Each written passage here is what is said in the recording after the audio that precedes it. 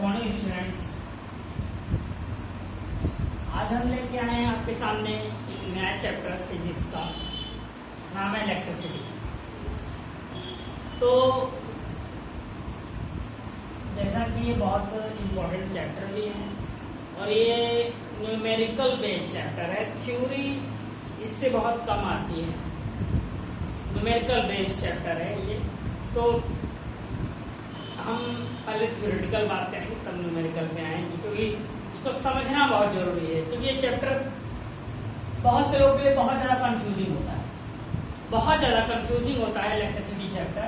तो हम phrase wise चलेंगे, तो जिससे कि एक एक टॉपिक क्लियर करते हुए चलेंगे, तो इसमें बहुत ज्यादा दिक्कतें नहीं आने वाली हैं। पहली बात करते हैं इस वर्ड की, what is electricity. What is electricity? तो जैसे कि आप एक जानते हो, कोई भी पार्टिकल होता है, कोई भी पार्टिकल होता है, वो इलेक्ट्रॉन, प्रोटॉन, न्यूट्रॉन, तीन चीजों से एक पार्टिकल मिलकर बना। कोई भी एक पार्टिकल इलेक्ट्रॉन, प्रोटॉन, न्यूट्रॉन से मिलकर, ठीक। तो इलेक्ट्रॉन, प्रोटॉन, न्यूट्रॉन से मिलकर बनने के कारण होता क्या है, आपने स्ट्रक्चर पढ़ रखा है इसका कि न्यूट्रॉन, प्रोटॉन मिडिल में होते हैं, इलेक्ट्रॉन आउटर मोस्ट ऑर्बिट जिस होते हैं, बाहर वाले ऑर्बिट में इलेक्ट्रॉन।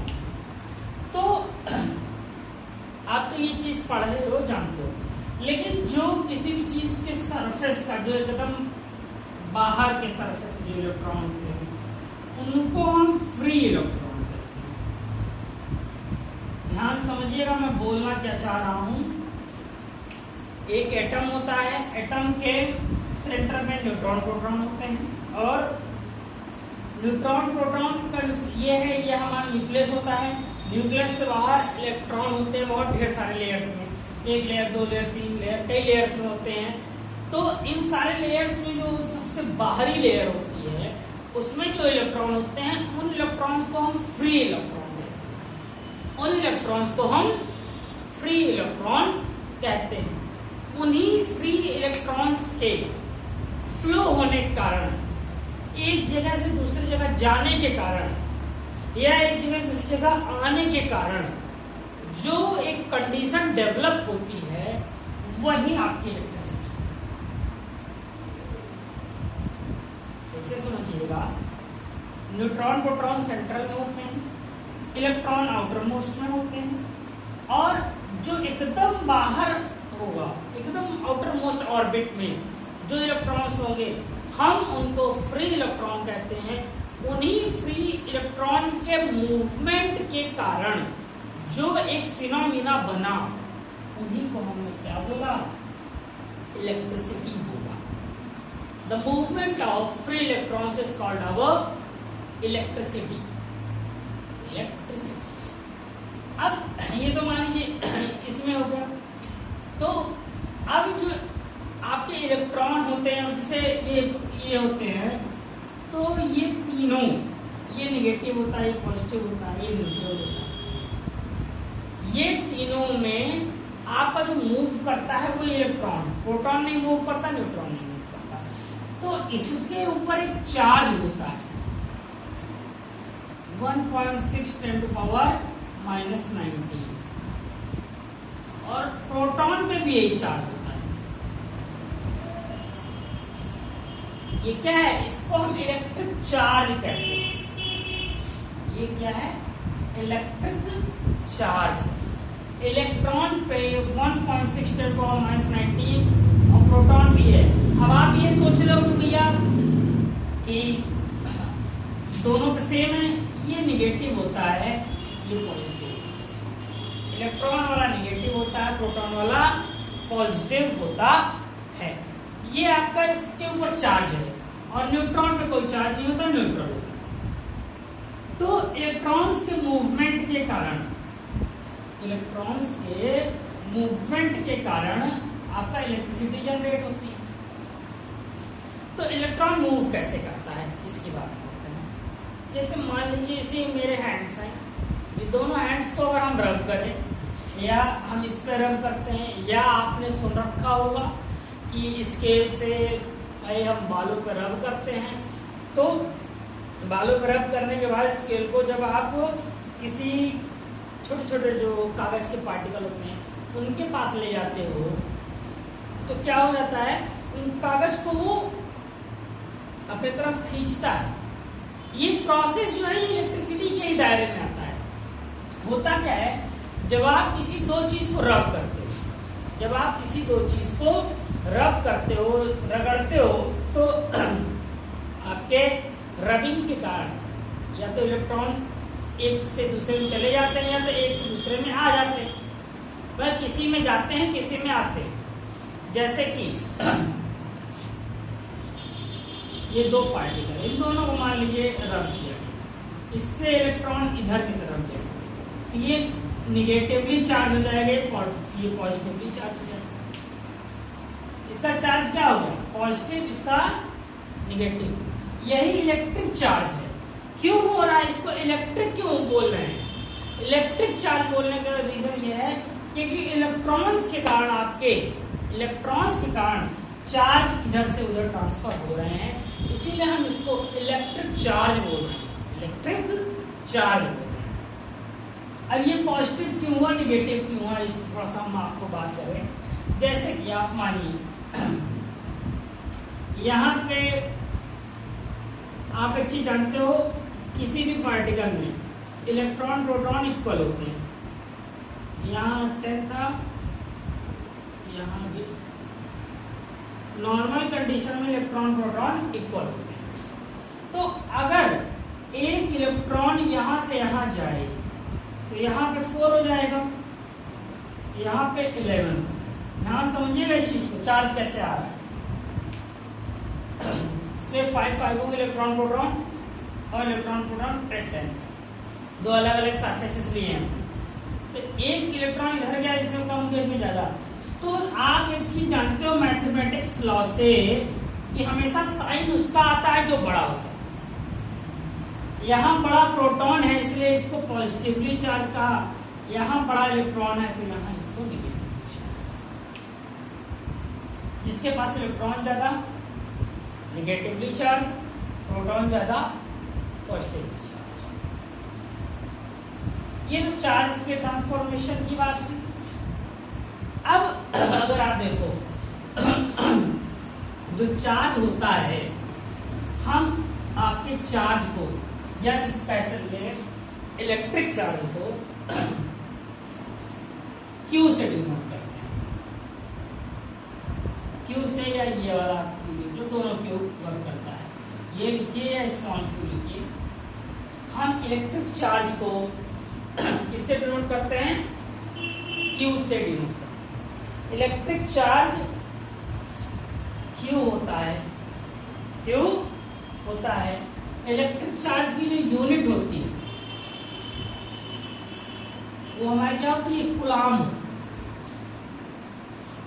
हमारी जो इलेक्ट्रिक चार्ज की, हमारी जो इलेक्ट्रिक चार्ज की यूनिट होती है, क्या होती है, वो हमारे इलेक्ट्रिक चार्ज की यूनिट क्या होती है, कूलाम, जिसको हम C से डिनोट करते हैं। तो हम इसको C लिख सकते हैं, क्या होता है हमारा ये, कूलाम होता है। ठीक, इसको शॉर्ट फॉर्म में CLB या C लिखते हैं। कूलाम आपको बुक वगैरह में CLB या फुल स्पेलिंग आप लिख सकते हो, CLB C लिखते हैं। यूनिट है ये इसकी चार्ज की। जब आप चार्ज की यूनिट, चार्ज का सिंबल जान गए तो चार्ज क्या एक फॉर्मूला होता है, बहुत ही फेमस फॉर्मूला है, Q is equal to NE। याद रखिएगा, Q is equal to NE। यहाँ पे N नंबर ऑफ इलेक्ट्रॉन है और E इलेक्ट्रॉन का चार्ज है। Q इलेक्ट्रिक चार्ज है, नंबर ऑफ इलेक्ट्रॉन ये एक इलेक्ट्रॉन के ऊपर जितना चार्ज होता है। तो इस तरीके से, जैसे अगर आपसे इस तरह भाई आपसे पूछ लेता है कई बार कि किसी एक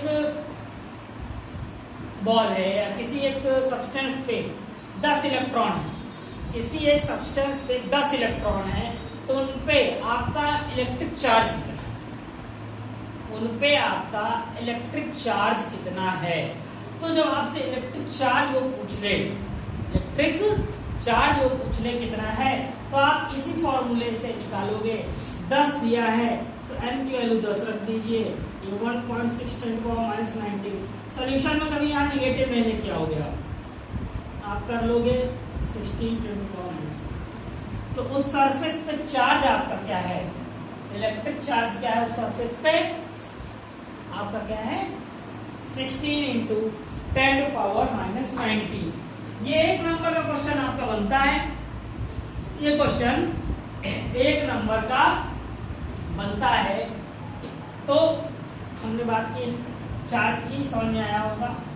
इसको Q से डिनोट करते हैं, यूनिट गुलाम है, और इसको Q = NE एक फॉर्मूला है, इससे यहाँ से आप चार्ज निकालने के लिए इसको यूज करते हो।